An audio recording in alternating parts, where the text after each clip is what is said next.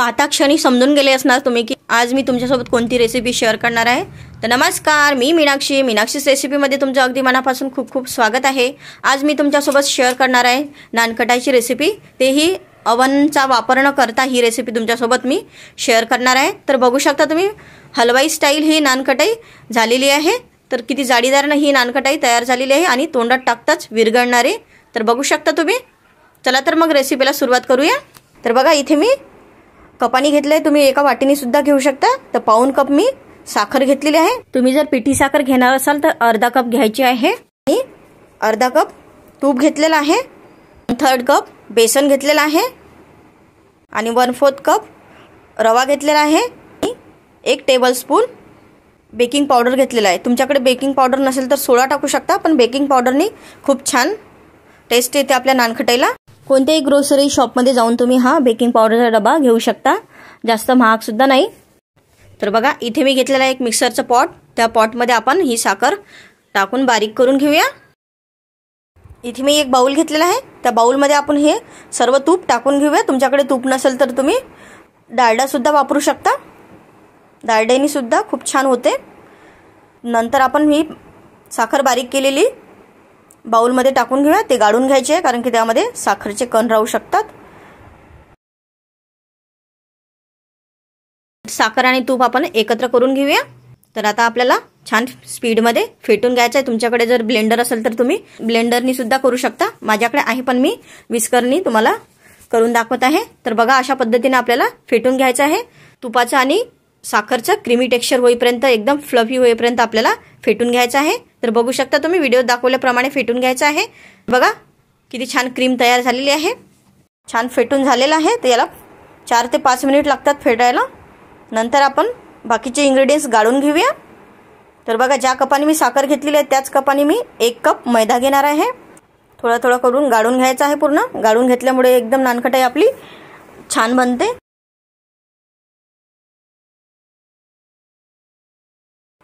नंतर बेसन आणि त्यामध्ये रवा सुद्धा टाकून घेऊया आणि गाळून घेऊया। मी तुम्हाला आखरीला सांगेन ग्रॅमनी सुद्धा किती घेतलेला आहे, तर तो व्हिडिओ तुम्ही पूर्ण बघा। नंतर टाकायचं आपल्याला बेकिंग पावडर आणि कोणत्याही गोडाच्या पदार्थामध्ये 1 चिमूट मीठ टाकायचं आहे, त्यांनी गोड बॅलन्स होते। नंतर टाकायची आहे आपल्याला 1 चमचा विलायची। नंतर आपल्याला हलक्या हाताने हे सर्व मिक्स करायचं आहे। तर आता आपण हाताने मिक्स करून घेऊया। कणिक सारखं आपल्याला भिजवायचं नाही, फक्त आपल्याला गोळा तयार करायचा आहे। जर आपल्या पिठाचा गोळा तयार होत नसेल तर यामध्ये दूध टाकायचं नाही, कारण की दूध जर टाकले तर आपली नानकटाई कडक होते। तर बघू शकता तुम्ही असं करून बघायचं। एकदम प्लेन जर गोळा झाला तर आपलं पीठ छान झालेलं आहे, तर याचा आपण छान गोळा तयार करून घ्या।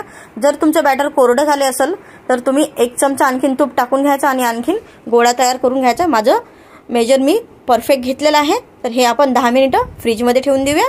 तोपर्यंत आपण कढई फ्री हीट करण्यासाठी ठेवून देऊया। तर इथे मी बटर पेपर घेतलेला आहे, तुमच्याकडे बटर पेपर नसेल तर तुम्ही प्लेटला तूप लावून घ्यायचं किंवा एका व्हाईटवाल्या पेपरला तूप लावायचं किंवा तेल लावायचं आणि प्लेटमध्ये ठेवायचं आहे। बघा 10 मिनिट झालेले आहे। तर नानकटाई बनवायला सुरुवात करूया। तर बघू शकता तुम्ही व्हिडिओत दाखवल्याप्रमाणे छोट्या छोट्या नानकटाया तयार करायच्या आपल्याला आणि वरतून थोडंसं प्रेशर द्यायचं आणि झटपट आपल्या नानकटाया तयार होतात। तर आपण थोडंसं अंतरावर ह्या नानकटाया ठेवायच्या आहे, कारण की बेक केल्यानंतर त्या फुलतात, त्यासाठी आपण थोडंसं हलकंसं डिस्टन्स ठेवायचं आहे। तर एका प्लेटमध्ये जेवढ्या बसतील तेवढ्याच आपल्याला एका वेळेस बनवायच्या आहे।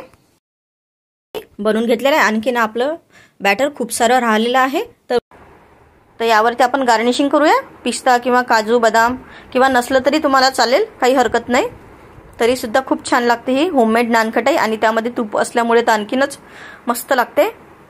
तर बघा कढई सुद्धा एकदम गरम झालेली।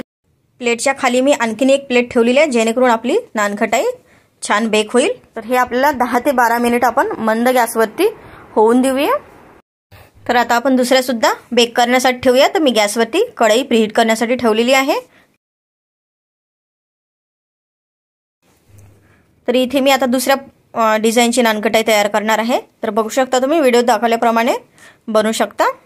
तर मी इथे घेणार आहे डोशाचा नॉनस्टिकचा पॅन। तुमच्याकडे नसेल तर तुम्ही प्लेटमध्ये सुद्धा ठेवू शकता, मी तुम्हाला या पद्धतीने सुद्धा सांगणार आहे। तर हे असं बटर पेपर घ्यायचा आहे, नानकटाई त्यावरती डिस्टन्सवरती आपल्याला ठेवायची आहे. तर बघा अशाच पद्धतीने मी बाकीचे सुद्धा बनवून घेणार आहे. किती मस्त दिसत आहे. तुम्ही एक लाईन जरी पाडल्या तरी चालतील. तर बाकीच्या नानकटाई आपल्याला अशाच बनवून घ्यायच्या आहे. तर बघा छान मस्त अशा करून घेतलेल्या आहे मी. तर ह्या सुद्धा आपण दुसऱ्या कढईमध्ये ठेवून घेऊया. तर बघा यावरती सुद्धा आपण पिस्ता आणि बदाम टाकून घेऊया. तर या कढईमध्ये आपल्याला स्टँड सुद्धा ठेवायची आवश्यकता नाही, कारण की हा डोशाचा पॅन माझा त्यामध्ये परफेक्ट बसते. आणि आता यावरती आपण झाकण ठेवूया आणि 10 ते 12 मिनिट होऊन देऊया. तर सुरुवातीला आपण नानकटाई तयार केली होती, झालेली आहे का बघूया. तर बघा किती मस्त अशी परफेक्ट आपली नानकटाई झालेली आहे. तर थंड करूनच आपल्याला काढून घ्यायची आहे, नाहीतर गरम गरम जर तुम्ही काढाल तर नानकटाई आपली तुटू शकते. तर खूप सॉफ्ट असते गरम असताना. तर थंड झाल्यावरच आपल्याला बाहेर काढून घ्यायची आहे. तर बघू शकता मस्त अशा क्यूट क्यूट नानकटाई तयार झालेल्या आहे. तर आता दुसरी सुद्धा बघूया.